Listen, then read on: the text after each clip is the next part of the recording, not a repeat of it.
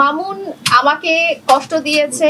মামুন তো আমার ভালোবাসার মানুষ, একেবারে দেওয়ালে পিঠ ঠেকায় ঠিক করতে হবে। তো দেওয়ালে পিঠ থেকে ও কিন্তু ঠিক হয়ে গেছে। এখন তুমি সরি বলো। বলছি তো বাবু, না সুন্দরভাবে। আচ্ছা বাবু আমি সরি।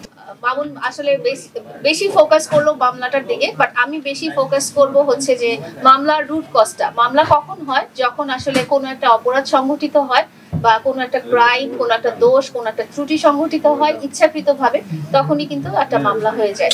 তো মামুন আমাকে কষ্ট দিয়েছে, মামুন আমাকে অনেক বেশি কষ্ট দিয়েছে, কষ্টের মধ্যে রেখেছিল সারা 4 বছর ভালোবাসার পরে। তো সেটার জন্যই কিন্তু আসলে মামলাগুলো চলে আসছিল। তো একটা স্টেজে 1 বছর পরে যখন মামুন আমাকে বললো যে না, ও আসলে রিয়েলাইজ করেছে যে আমাকে কষ্ট দেওয়া হয়েছে, তাই না? হ্যাঁ বলো। হ্যাঁ তারপর বলো। হ্যাঁ, ও রিয়েলাইজ করেছে যে আমাকে কষ্ট দিয়েছে এবং ও সরি বলেছে আমাকে। ও আমাকে মাসুদ ভাইয়ার সামনে সরি বলেছে। মাসুদ ভাইয়ার সামনে না, আমি এখনো বলছি, আমি যদি আমার কোনো কথায় বা আমার কোনো কাজকর্ম যদি লেলা কষ্ট পেয়ে থাকে, আমি লেলার কাছে দুঃখিত। লেলা, তুমি আমাকে ক্ষমা সুন্দর দৃষ্টিতে দেখো।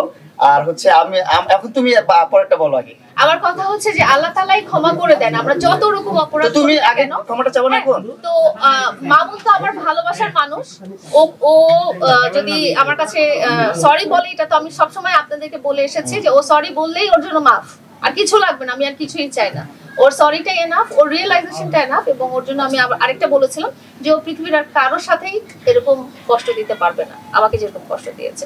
এটাও সে রাজি হয়েছে। তো যেহেতু আমাদের দুজনের মধ্যে একটা মিউচুয়াল আন্ডারস্ট্যান্ডিং হয়ে গেছে এবং ও রিয়েলাইজ করেছে, কেউ যখন অপরাধ করে সে যখন বুঝতে পারে যে আমি অপরাধটা করেছি এবং এটা ভুল হয়েছে, আমি নিজেকে শুধরে নিব, তখন তাকে শুধরে দেওয়ার সুযোগ দেওয়া উচিত। এবং সেই সুযোগটা আমি মামুনকে সারা জীবনের জন্য দিয়ে দিচ্ছি আজকে।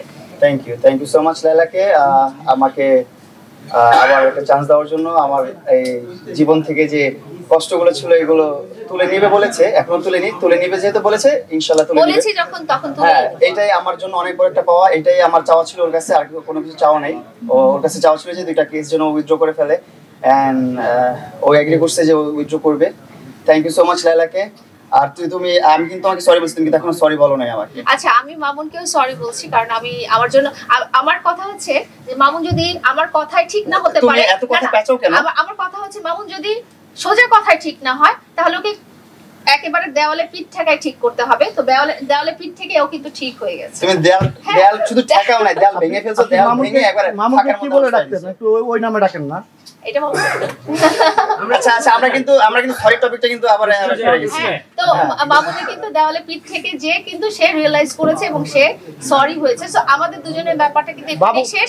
আমরা দুজনকে সরি বলেছি, দুজনের যে সব ওর কমপ্লিমেন্ট থাকবে ছিল সেগুলো আমরা উইথড্র করেছি। এবং আমি বলেছি বাংলা রিলেটেড যেগুলো যেভাবে যত দ্রুত ক্লোজ করা যায়, যেহেতু আমি তাকে প্রমিস করেছি আমি সেটা করে দেব। এবং সেও আমাকে প্রমিস করেছে যে সে আমার প্রতি সরি, সে নিজের প্রতি অনুতপ্ত এবং সে কারোর সাথেই আর এরকম করবে না। এখন তুমিও সরি বলো।